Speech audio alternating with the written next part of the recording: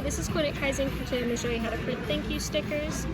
Under the small format presets Google Sheet, you can find the settings for these labels. You're going to start by loading your label material into here. If you don't know how to do that, we've got another video on it. And then you're going to put a 4 on here. Turn this to the left to loosen it so that you can take this off. You can pull this out. You slide a 4 on, slide this one back in, and then you'll turn this to the right to tighten it back up. So you've got that 4 centered in between these two plates.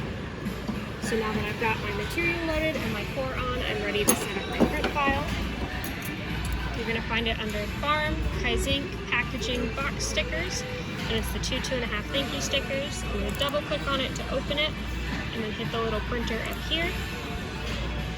And so I'm going to go into my properties, and I'm going to change it from gloss label to matte label, and I'm going to change it from fold and tag to the 2.5 thank you sticker.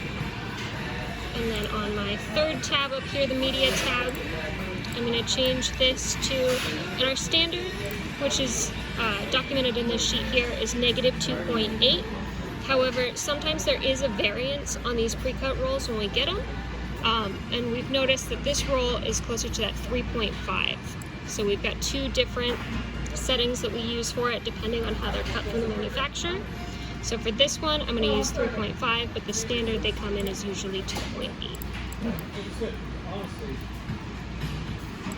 And then the rest of these offsets are the same, that -0.2 and that -1 for the cutter. I'm going to change it from print and present to roll print from first label. I'm going to click OK.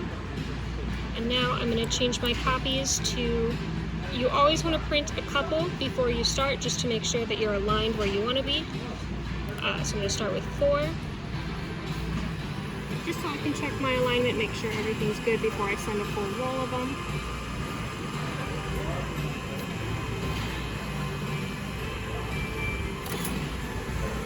These look good. It looks like it's printing where I want it to. So now I'm going to go in here. I'm going to hit that printer again. And it's going to hold those settings that were in there from the first set that I printed. So now I'm going to change it to 100 copies. And hit print. Come over here. I'm going to let it print about 15-20-ish before I hit this pause button, which is the far right button on the front. And it counts them up here on the top right so you can see where you're at. So I paused it at 17 labels. I'm going to take a little bit of tape. I'm going to pull this under the bar.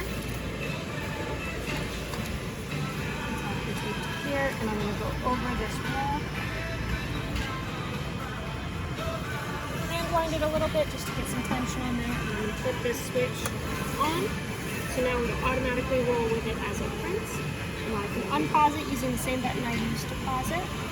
And it'll continue to roll until it's done, and then we'll cut it off once it's finished.